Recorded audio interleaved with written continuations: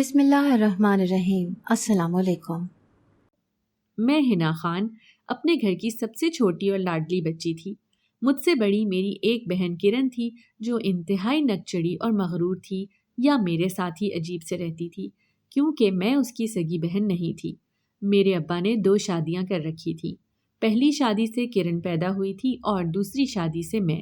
ابا کا تعلق ایک روایتی سے پٹھان خاندان سے تھا جہاں رشتے بچپن میں ہی طے کر دیے جاتے تھے۔ میرے ابا کی منگنی بھی بچپن میں ہی سریا آنٹی سے ہو گئی تھی۔ سریا آنٹی کرن کی ماں تھی۔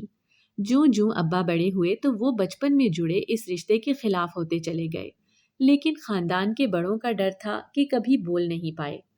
ایف اے کی تعلیم حاصل کرنے کے بعد ابا نے اپنا کاروبار شروع کیا جو ابا کی محنت سے جلد ہی ترقی پا کر اتنا پھیلا کہ ابا بے حد مالدار ہو گئے، اور پھر گھر کے بڑوں نے ابا کی مرضی کے خلاف ہی ان کی شادی سریا آنٹی سے کروا دی تھی۔ دنیا دکھانے کو ابا نے سریا آنٹی کے ساتھ رشتہ اچھے سے نبھایا، لیکن وہ کبھی ابا کے دل میں نہیں اتر سکی تھی۔ یہاں تک کہ کرن کی پیدائش کے بعد بھی ابا کو سریا آنٹی سے محبت نہیں ہو پائی تھی۔ انہی دنوں ابا کی ملاقات سعدیہ نامی لڑکی سے ہوئی۔ سعدیہ ایک غریب گھر سے تعلق رکھتی تھی اور اپنی بیوہ ماں اور چھوٹے بھائی کے ساتھ رہتی تھی۔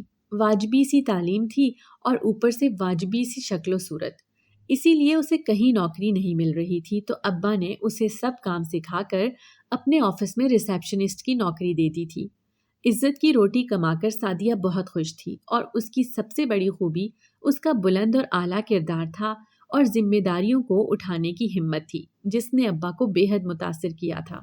سریا آنٹی بے پناہ خوبصورت تھیں، لیکن ان میں کبھی ابا کو وہ خوبیاں نظر نہیں آئی تھیں جو وہ اپنی شریک حیات میں دیکھنا چاہتے تھے، اور بہت اتفاقی طور پر وہ تمام خوبیاں سعدیہ میں موجود تھیں۔ دھیرے دھیرے سعدیہ ابا کے دل میں اترتی چلی گئی تھی، اور پھر وہ وقت بھی آیا جب ابا نے سعدیہ سے شادی کی بات کر لی۔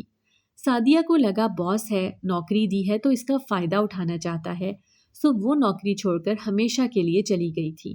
ابا شریف آدمی تھے، سو یوں سعدیہ کی اجازت کے بغیر ان کے گھر جانا بھی انہیں اچھا نہ لگا، سو انہوں نے بھی چپ سادھ لی اور سمجھوتا کر لیا کہ من پسند ساتھی ان کی قسمت میں نہیں ہے۔ لیکن 2 ماہ بعد اچانک سے سعدیہ واپس آ گئی تھی۔ ابا کو اسے دیکھ کر بہت خوشی ہوئی تھی، لیکن جھٹکا اس وقت لگا جب سعدیہ نے شادی کے لیے ہاں کہہ دی اور اسی وقت نکاح کرنے کا مطالبہ بھی کیا تھا۔ ابا کو اور کیا چاہیے تھا، سو فوراً چند گواہان اور مولوی کے ہمراہ سعدیہ کے گھر پہنچے اور نکاح کر کے سعدیہ کو اس کی ماں کی دعاؤں میں رخصت کروا کے اپنے گھر لے آئے۔ یہ گھر سریا آنٹی اور کرن والا گھر نہیں تھا، بلکہ یہ ابا کا دوسرا گھر تھا جو بڑا ہی عالیشان تھا۔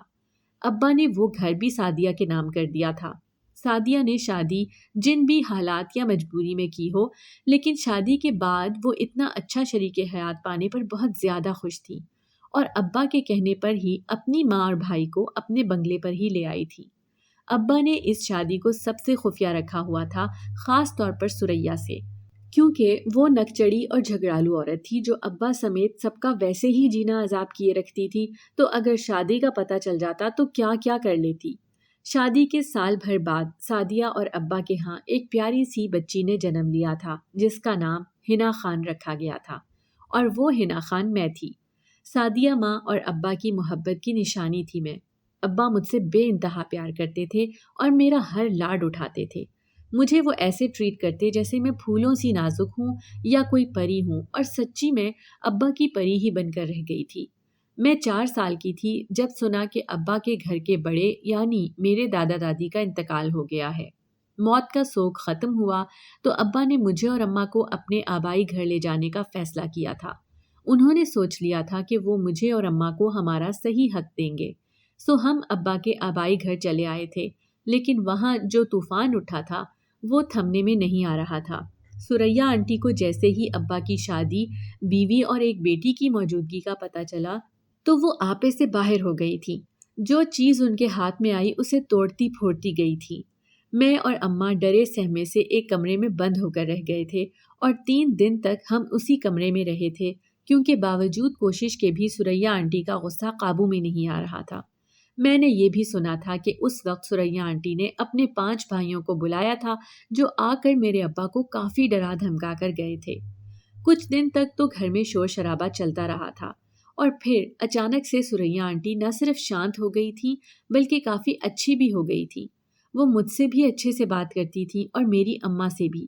بس کرن تھی جس کے ساتھ میرا ہر وقت لڑائی جھگڑا چلتا ہی رہتا تھا۔ ثریا آنٹی کے بدل جانے کے بعد گھر کا ماحول کافی حد تک بہتر ہو گیا تھا اور اب تو ابا بھی ثریا آنٹی کی تعریفیں کرتے نہیں تھکتے تھے۔ اور کچھ عرصے ثریا آنٹی کی اچھائی دیکھ کر جب ابا کو ان پر مکمل اعتبار ہو گیا تو انہوں نے اپنے رنگ ڈھنگ دکھانے شروع کر دیے تھے۔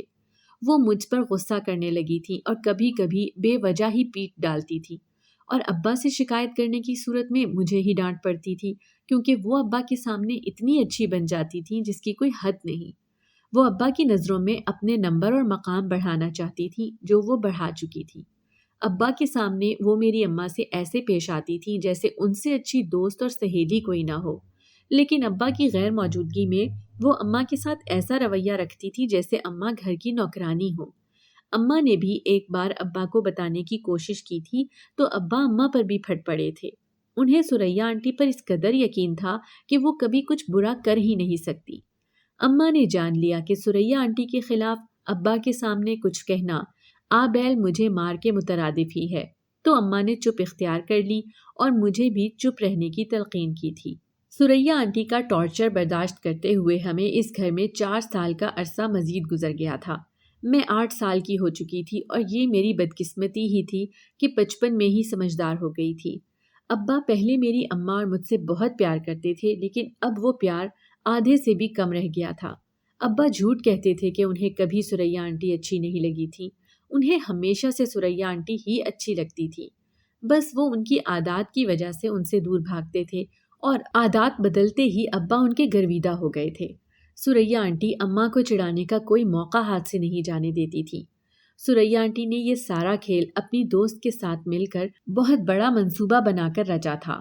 جو کام زور زبردستی سے نہ ہو اسے چاپلوسی سے کرنا ثریا آنٹی نے خوب سیکھ لیا تھا اور ابا ان کی چاپلوس باتوں میں پوری طرح آ چکے تھے۔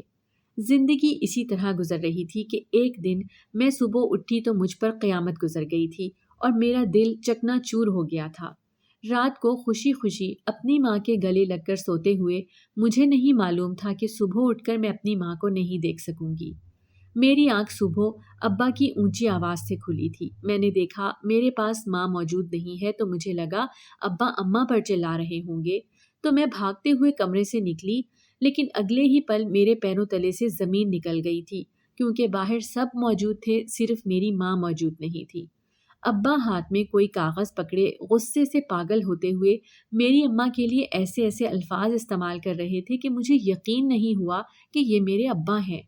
ثریا آنٹی پاس بیٹھی ابا کو دلاسے دے رہی تھی اور میں سمجھنے سے قاصر تھی کہ ایک رات میں ایسا کیا ہوا ہے جو صبح ہی صبح یہ منظر دیکھنے کو مل رہا ہے۔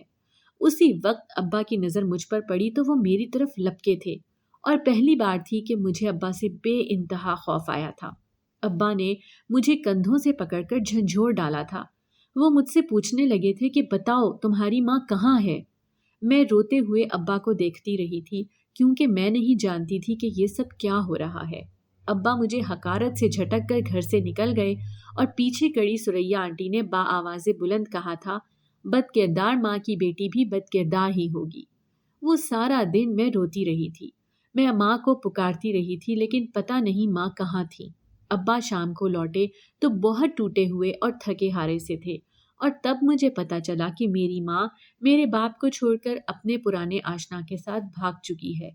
سن کر میرے پیروں تلے سے تو زمین نکل گئی کیونکہ کچھ بھی ہو سکتا تھا، میری ماں میرے باپ سے بے وفائی نہیں کر سکتی تھی۔ لیکن سچ یہی تھا، وہ بے وفائی کر کے جا چکی تھی اور پیچھے میرے لیے جہنم کا دروازہ کھول کر چلی گئی تھی۔ ابا نے میری نانی اور ماموں کو بھی بہت تنگ کیا تھا کہ وہ بتا دیں کہ سعدیہ کدھر گئی ہے، لیکن وہ دونوں بھی نہیں جانتے تھے، بلکہ وہ تو خود حیران تھے کہ سعدیہ ایسا کیسے کر سکتی ہے۔ جس شخص کے لیے اماں بھاگی تھی اس کا بھی کوئی اتا پتہ نہیں تھا، بلکہ پچھلے 2 سالوں سے اس شخص کو کسی نے نہیں دیکھا تھا۔ ابا نے چھان بین کی تو پتہ چلا کہ مراد نامی وہ شخص کپڑے کی فیکٹری میں مینیجر تھا، جہاں سعدیہ ماں نے ابا کے آفس سے نوکری چھوڑ کر نوکری اختیار کی تھی۔ وہیں سعدیہ ماں اور مراد کے درمیان محبت کی پینگ بڑی تھی، جس کے گواہ کافی لوگ تھے، اور صرف لوگ ہی نہیں، کافی تصاویر بھی تھی۔ اور ابا کو سب سے بڑا جھٹکا اس وقت لگا جب معلوم ہوا کہ مراد اور سعدیہ ماں کی شادی بھی ہونے والی تھی۔ دونوں نے اپنی مرضی سے سادہ سا نکاح کرنے کا سوچا تھا کہ عین نکاح کے وقت مراد کی بیوی 2 بچوں اور پولیس کے ساتھ آ پہنچی تھی۔ مراد پہلے سے شادی شدہ تھا اور اس نے سعدیہ ماں سے جھوٹ بولا تھا اور اپنی پہلی بیوی سے دوسری شادی کی اجازت بھی نہیں لی تھی۔ سو مراد کو پولیس لے گئی اور سعدیہ ماں لوگوں کے طعنوں کا نشانہ بن گئی۔ اور اس وقت اچانک سعدیہ ماں نے میرے ابا سے شادی کا فیصلہ کیا تھا اور اچانک ہی ان کے آفس چلی گئی تھی۔ پھر شادی ہو گئی۔ ابا تو یہ سب جان کر آگ بگولا ہو گئے تھے۔ انہوں نے میرے ماموں، ممانی اور نانی کو اپنے دیے ہوئے بنگلے سے دھکے دے کر نکال دیا، کیونکہ وہ بھی اس دھوکے میں برابر کے شریک تھے۔ ابا تو اس وقت پاگل ہو گئے تھے، جنہیں ماموں کے چھوٹے چھوٹے بچوں پر بھی ترس نہ آیا کہ سر پر چھت نہیں ہوگی تو کیسے رہیں گے وہ سب۔ ابا نے مراد کو بہت ڈھونڈا، لیکن وہ کہیں نہ ملا، یہاں تک کہ اس کی بیوی اور بچوں کو بھی کوئی خبر نہیں تھی کہ مراد سعدیہ کو لے کر کہاں گیا۔ ابا نے میرا ماموں اور نانی سے ملنا بھی بند کر دیا تھا۔ ابا جو کبھی مجھ پر جان مارتے تھے، اب میری طرف دیکھتے تک نہیں تھے۔ اماں کے ساتھ ساتھ وہ مجھ سے بھی نفرت کرنے لگے تھے، اور باقی کی کسر سریا آنٹی ابا کے کان بھر کر پوری کر دیتی تھی۔ ابا مجھ سے ڈرنے لگے تھے، اور یہ ڈر ان کے دماغ میں سریا آنٹی نے بٹھایا تھا۔ ابا کو لگتا تھا کہ میں بھی اپنی ماں جیسی نکلوں گی اور ابا کی عزت کو تار تار کرتی ایک دن گھر سے بھاگ جاؤں گی، لیکن میں ایسی نہیں تھی۔ میں ابا سے بہت پیار کرتی تھی اور اپنی وجہ سے انہیں کوئی تکلیف نہیں دینا چاہتی تھی، لیکن پھر بھی ماں کی وجہ سے ابا کی نظروں اور دل سے میں اپنا مقام بھی کھو چکی تھی۔ ابا نے اپنے ڈر اور سریا آنٹی کی باتوں میں آ کر میرا اسکول چھڑوایا اور گھر پر بٹھا دیا تھا۔ میرا گھر سے نکلنا، چھت پر جانا، یہاں تک کہ گارڈن میں بھی جانا منع تھا۔ میرے پیروں میں بس زنجیریں ڈالنے کی کسر رہ گئی تھی، باقی میں اس بڑے سے گھر میں ایک قیدی ہی تھی۔ سریا آنٹی گدھوں کی طرح مجھ سے کام کرواتی تھیں اور ابا کے سامنے ایسی ہمدردی دکھاتی تھیں کہ ابا ان کے مزید گرویدہ ہو جاتے کہ سوتیلی بیٹی کو کتنی محبت دینے والی عورت ہیں وہ۔ جوں جوں میری تکالیف میں اضافہ ہو رہا تھا، مجھے اپنی ماں سے سخت نفرت ہوتی گئی تھی۔ میں مانتی تھی کہ سریا آنٹی اس گھر میں ان کی زندگی عذاب کیے رکھتی تھی، اسی لیے وہ چھوڑ کر چلی گئی سب کو، لیکن جانے سے پہلے وہ ایک بار تو میرا سوچتی۔ مائیں تو خود سے پہلے اپنی اولاد کا سوچتی ہیں، تو پھر اماں نے کیوں نہ سوچا کہ ان کی ایک عدد بیٹی بھی ہے، اور یہ معاشرہ ایسی بیٹی کو جینے کا حق نہیں دیتا جس کی ماں اپنے آشنا کے ساتھ بھاگ گئی ہو۔ کاش میری ماں میرے بارے میں بھی سوچ لیتی تو آج میں بھی نارمل لوگوں کی طرح دنیا میں اپنی مرضی کی زندگی جی رہی ہوتی، لیکن ماں نے اپنی آزادی کے لیے مجھے قید کر دیا تھا۔ وہ تو آزاد ہو گئی تھی، لیکن مجھے قید میں ڈال چکی تھی، اسی لیے مجھے شدید نفرت تھی اس عورت سے جس نے مجھے جنم دیا تھا۔ وقت گزرتا گیا اور میں اس قید میں ہی بڑی ہوتی چلی گئی۔ جوانی کے دن آئے تو میں اپنے آپ کو آئینے میں دیکھ کر خود ہی حیران رہ گئی تھی، کیونکہ میں بے پناہ حسین تھی، اتنی حسین کہ کوئی دیکھتا تو زندگی بھر نظریں نہ ہٹا پاتا، اور اس حسن کا مجھے فائدہ نہیں صرف نقصان ہوا تھا۔ ابا میرا اتنا حسین چہرہ دیکھ کر مزید خوفزدہ ہو گئے تھے، اور وہ وقت بھی آیا کہ میں کمرے میں بند کر دی گئی تھی تاکہ مجھے کوئی نہ دیکھ سکے اور نہ میں کسی کو۔ میں ایک قیدی تھی اور میرے مقابلے میں ابا کی بڑی بیٹی کرن آزاد پنچھی تھی، اسے زندگی کو جینے کی اجازت تھی۔ اسے دیکھ کر میں اندر ہی اندر کڑھتی رہتی تھی۔ وہ اپنے من پسند کپڑے پہنتی تھی اور جب چاہتی گھر آتی، جب چاہتی کہیں چلی جاتی۔ وہ شہر کی بڑی یونیورسٹی میں پڑھ رہی تھی اور ابا نے اسے گاڑی بھی لے کر دی ہوئی تھی، جس میں بیٹھ کر وہ یوں غرور دکھاتی تھی جیسے کسی سلطنت کی شہزادی ہو، اور واقعی وہ شہزادی ہی تو تھی، کیونکہ اس کے ساتھ اس کی ماں تھی اور میرے پاس نہ ماں تھی اور نہ باپ تھا۔ کاش ماں برسوں پہلے مجھے چھوڑ کر نہ جاتی تو آج میں بھی شہزادیوں کی جیسی زندگی جی رہی ہوتی۔ مجھے کرن سے جلن ہوتی تھی اور میرا دل کرتا تھا اس جلن کی آگ میں کرن کو جلا کر راکھ کر دوں، لیکن میں چاہ کر بھی اس کے خلاف کچھ نہیں کر پاتی تھی۔ میرے بس میں صرف کڑھنا ہی تھا اور میں وہی کرتی تھی۔ ابا کا کاروبار وقت گزرنے کے ساتھ ساتھ بڑھتا ہی چلا گیا اور کاروبار میں برکتیں دیکھ کر ابا نے دولت کا ایک حصہ خدا کی راہ میں خرچ کرنے کا ارادہ کیا۔ اس مقصد کے لیے انہوں نے غریب لڑکے اور لڑکیوں کی شادی کا ذمہ اپنے سر لے لیا تھا اور ہر آئے دن کوئی نہ کوئی شادی ہوتی رہتی تھی، جس کا سارا انتظام ہماری بڑی سی حویلی کے احاطے میں ہوتا تھا۔ لیکن مجھے کوئی بھی شادی اٹینڈ کرنے کی اجازت نہیں تھی، اور وہیں دوسری طرف کرن ہر شادی پر تیار شیار ہو کر اڑتی پھرتی تھی۔ میرے اندر ہر گزرتے دن کے ساتھ غصہ اور جلن بڑھتے ہی چلے جا رہے تھے۔ میرا بس نہیں چلتا تھا کہ میں کرن اور سریا آنٹی کو دنیا سے غائب کر دوں۔ میرے دل میں ان دونوں کے لیے بہت غصہ تھا، جو میں موقع ملنے پر نکال بھی سکتی تھی، اور وہ موقع مجھے مل گیا تھا۔ مجھے صرف سریا آنٹی اور کرن پر ہی نہیں، ابا پر بھی شدید غصہ تھا، اور ہر گزرتے دن کے ساتھ ابا بھی میرے دل سے اترتے جا رہے تھے۔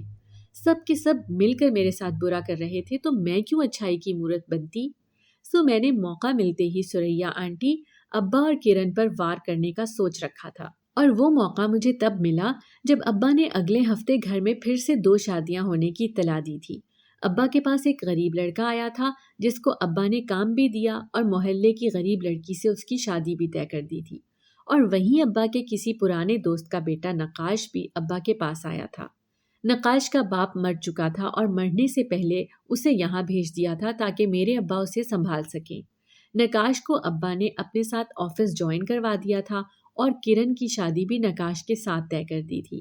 ابا کا سوچنا یہ تھا کہ کرن اور نقاش کی شادی کے بعد کرن بھی گھر پر ہی رہے گی اور نقاش کی صورت میں انہیں بیٹا بھی مل جائے گا، لیکن میں ابا کے منصوبے کو پورا ہونے نہیں دینا چاہتی تھی۔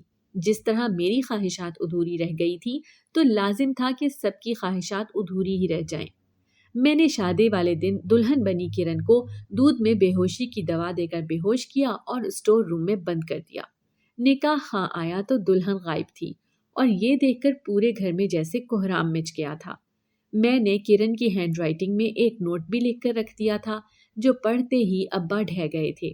گھر میں ایک قیامت تھی جو ٹوٹ گئی، اور یہ سب دیکھ کر نہ جانے کیوں مجھے دلی سکون ملا تھا۔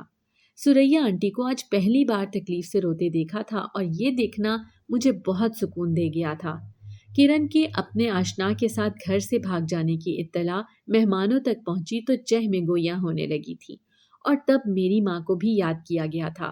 جہاں پہلے لوگ صرف میری ماں کو بد کردار کہتے تھے اور سریا آنٹی مجھے بد کردار کہتی تھی، آج حویلی کی سب عورتوں کو ہی ٹارگٹ کر کے مہمان بد کردار کہہ رہے تھے۔ تانے دیتے، باتیں سناتے سب مہمان آہستہ آہستہ رخصت ہو گئے، اور نقاش، اس کا تو غصے سے برا حال تھا۔ اس نے میرے ابا کی دی ہوئی تمام مراعات پر لات ماری، اور صحیح طرح سے بے عزت کرنے کے بعد وہ بھی ہمیشہ کے لیے چلا گیا تھا۔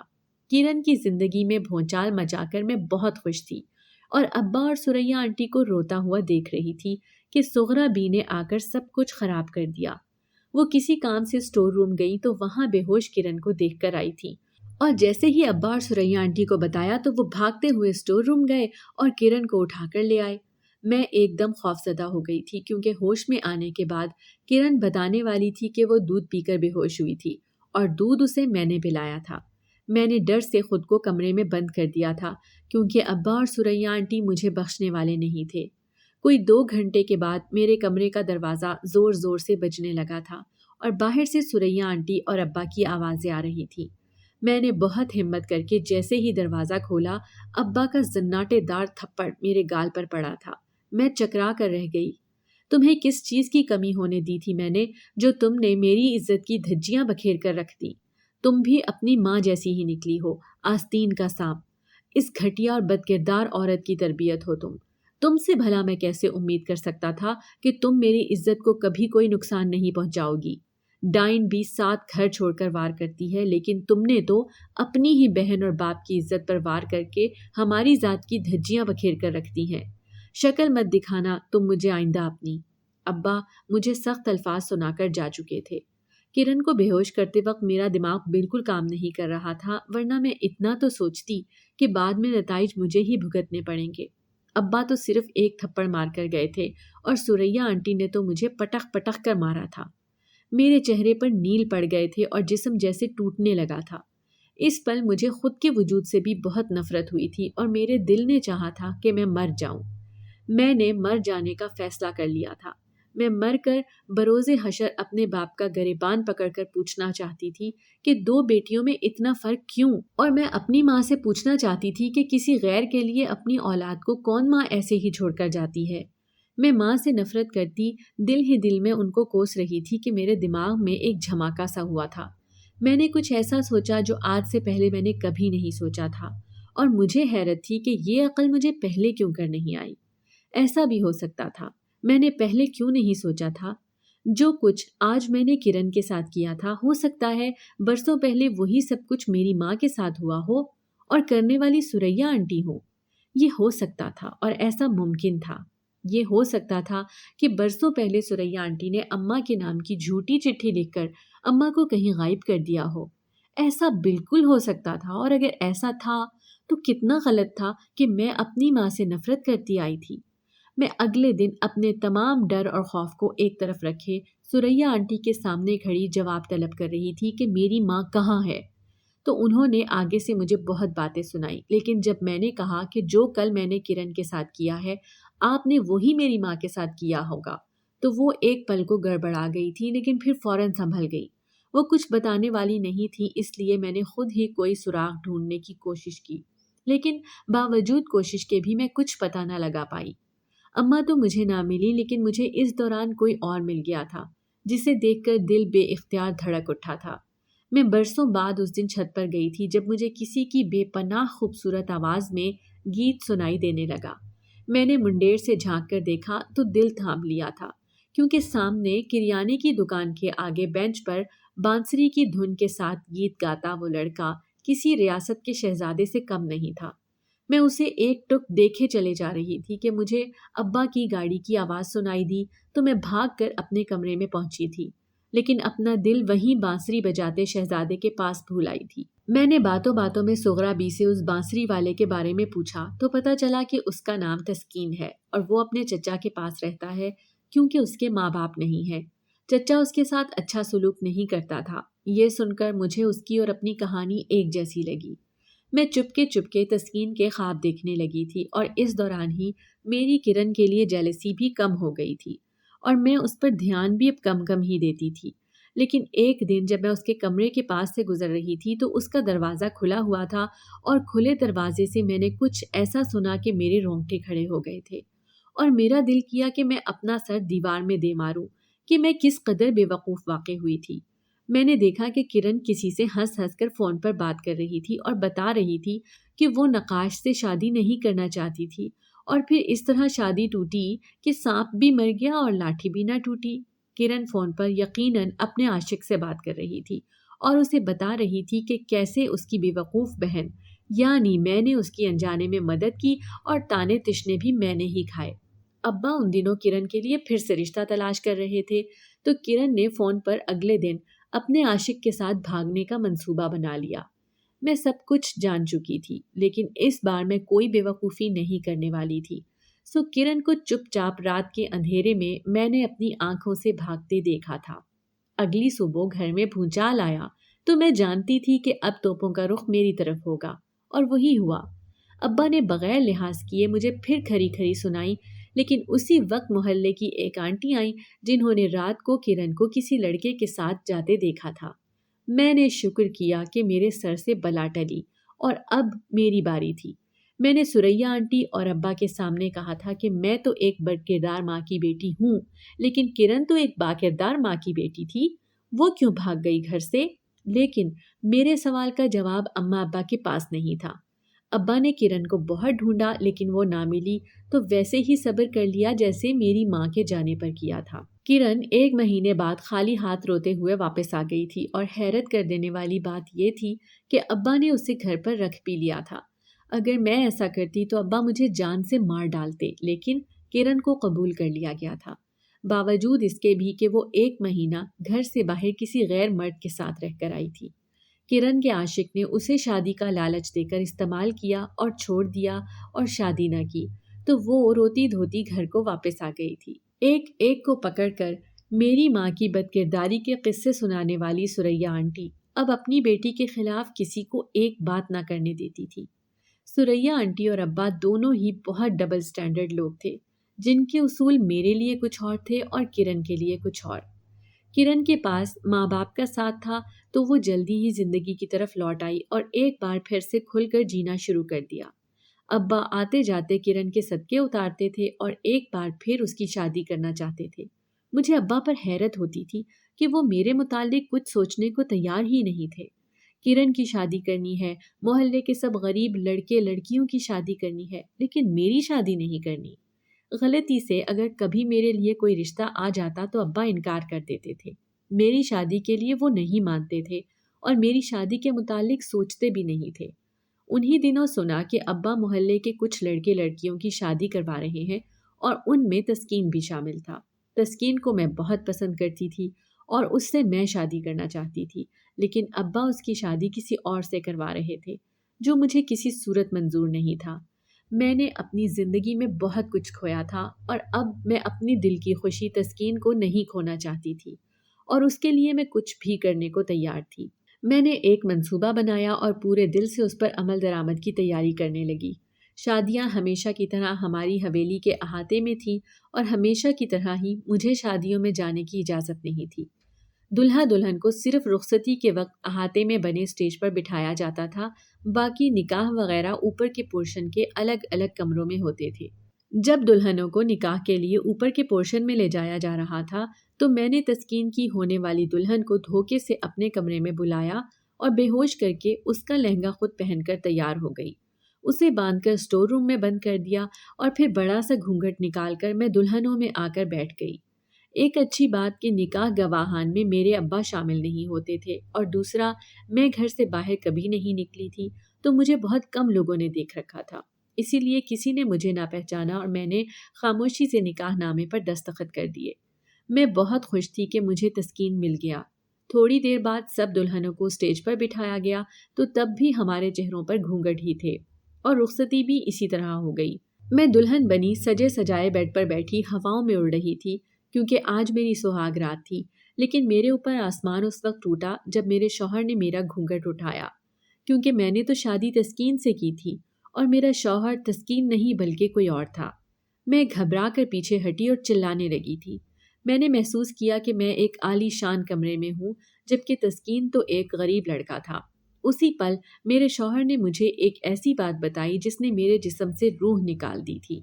میری شادی تسکین سے نہیں ہوئی تھی بلکہ تسکین سے میری بہن کرن کی شادی ہوئی تھی۔ کرن کو تسکین پسند آ گیا تھا، اس لیے کرن اور سریا آنٹی نے میرے موجودہ شوہر قاسم کو پیسے دیے اور تسکین کی جگہ مجھ سے نکاح کرنے کا کہا۔ کرن اور سریا آنٹی نہیں جانتے تھے کہ گھونگھٹ کے نیچے میں ہوں، لیکن قاسم جانتا تھا، اسی لیے اس نے مجھ سے شادی کی تھی۔ کرن ایک بار پھر مجھ سے میرا سب کچھ چھین کر لے گئی تھی۔ مجھے قاسم پر بھی غصہ آیا، لیکن وہ غصہ اگلے ہی پل ہوا ہوا جب کمرے میں 3 ایسے لوگ آئے جنہیں میں نے ایک عرصے سے نہیں دیکھا تھا۔ وہ لوگ میرے بہت اپنے تھے، میرے شفیق سے ماموں، محبت کرنے والی ممانی اور لاڈ اٹھانے اور کہانیاں سنانے والے نانو۔ ان کو دیکھ کر میں حیرت زدہ رہ گئی تھی۔ پھر مجھے پتا چلا کہ قاسم تو ماموں کا بیٹا ہے اور مجھے اس قید سے نکالنے کے لیے مجھ سے 2 سال چھوٹے قاسم نے مجھ سے شادی کر لی تھی۔ ایک بہت بڑا انکشاف جو مجھ پر اس پل ہوا کہ میری ماں کہیں بھاگی نہیں ہے، وہ تو اسی حویلی میں تھی۔ سریا آنٹی نے حویلی کے تہ خانے میں میری ماں کو بند کر رکھا تھا اور یہ سراغ بھی قاسم نے ہی ڈھونڈ کر نکالا تھا۔ ایک تسکین کے بدلے مجھے میرے اتنے سارے اپنے مل گئے تھے، یہ بہت تھا مجھے۔ قاسم پولیس میں تھا اور جب اس نے حویلی پر چھاپا مار کر تہ خانے سے میری ماں کو بازیاب کیا تو ابا پورے قد سے گرے تھے، گرنا بنتا تھا۔ اتنے سال تک وہ سریا نامی عورت سے دھوکہ کھاتے رہے تھے۔ اماں بہت بیمار تھیں، انہیں ہسپتال میں داخل کر دیا گیا اور وہیں ابا مجھ سے اور اماں سے معافی مانگنے آئے تھے۔ اماں کا دل بہت بڑا تھا سو انہوں نے معاف کر دیا، لیکن میں ابا کی کسی بات کو نہ بھولی تھی اور نہ بھولنا چاہتی تھی۔ سریا آنٹی پولیس کی حراست میں تھی اور کرن تسکین کی حراست میں۔ قاسم کہتا تھا کہ تسکین صرف اچھا نظر آتا ہے، وہ اچھا ہے نہیں، اور واقعی میں اس نے کرن کا جینا عذاب کر دیا تھا۔ ابا نے اپنی آدھی جائیداد کرن کے نام کر دی تھی جسے بھی تسکین بیچ کر کھا چکا تھا، لیکن اس کی بھوک ختم نہیں ہوتی تھی اور وہ کرن پر تشدد کرنے لگتا تھا۔ میں خدا کا جتنا شکر ادا کرتی کم تھا کہ مجھے تسکین جیسے شخص سے بچا کر قاسم جیسا شخص دے دیا گیا۔ اماں ہسپتال سے ڈسچارج ہوئی تو ابا انہیں اپنے ساتھ لے جانا چاہتے تھے، لیکن میں اپنی ماں کو اپنے باپ کے ساتھ کبھی بھی رہنے نہیں دینا چاہتی تھی۔ ایسا شریک حیات جو دوسروں کے کہنے اور بتانے پر اپنی بیوی کو گالیاں دے اور بدکردار کہے، اس کا ہاتھ کسی بھی عمر میں پکڑنا میرے نزدیک جائز نہیں تھا۔ میرے اور اماں کے ساتھ جو کیا تھا ابا نے، اسے میں ہرگز معاف نہیں کر سکتی تھی اور نہ ہی فراموش کر سکتی تھی۔ میں ماں کو اپنے ساتھ لے آئی تھی، جہاں میں نے ان کا بہت خیال رکھا تو وہ جلد ٹھیک ہو گئی، اور ٹھیک ہونے کے بعد انہوں نے واپس اپنے شوہر یعنی میرے باپ کے پاس جانے کی خواہش کی تھی۔ اتنا سب کچھ ہونے کے باوجود ماں اپنا بڑھاپا ابا کے سنگ گزارنا چاہتی تھی، سو میں کیا کر سکتی تھی؟ ماں کو جانے دیا، لیکن خود کبھی میں ابا سے ملنے دوبارہ نہ گئی۔ میں کسی صورت اپنے دل میں ابا کے لیے محبت باوجود کوشش کے بھی نہیں ڈال سکتی تھی، کیونکہ مجھے معاف کرنا نہیں آتا، اور یہی سزا آخری وقت تک میری طرف سے ابا کے لیے کافی تھی۔ میں قاسم کے ساتھ نئی زندگی کی شروعات کرتے ہوئے بہت خوش تھی، کیونکہ ہر برا کرنے والا اپنے انجام کو پہنچ چکا تھا۔ اگر آپ کو ہماری آج کی کہانی پسند آئی ہے تو اسے لائک کریں، شیئر کریں اور چینل کو سبسکرائب کرنا مت بھولیے گا۔